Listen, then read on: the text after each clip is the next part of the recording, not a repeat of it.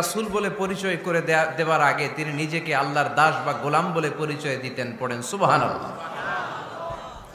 বিনয়ের কারণে তিনি বলতেন ইন্নী আব্দুল্লাহি ওয়া রাসূলুহু, নিশ্চয় আমি আল্লাহর দাস, নিশ্চয় আমি আল্লাহর গোলাম, তারপর আমি আল্লাহর রাসূল।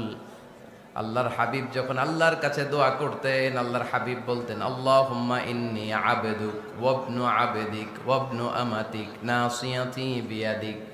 আল্লাহর হাবিব বলছেন আল্লাহ আমি আপনার গোলাম, শুধু আমি আপনার গোলাম নয়, আমি গোলামের ঘরের গোলাম। আল্লাহু আকবার।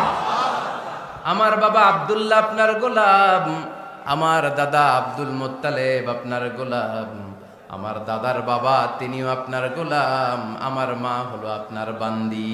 সুবহানাল্লাহ পড়েন।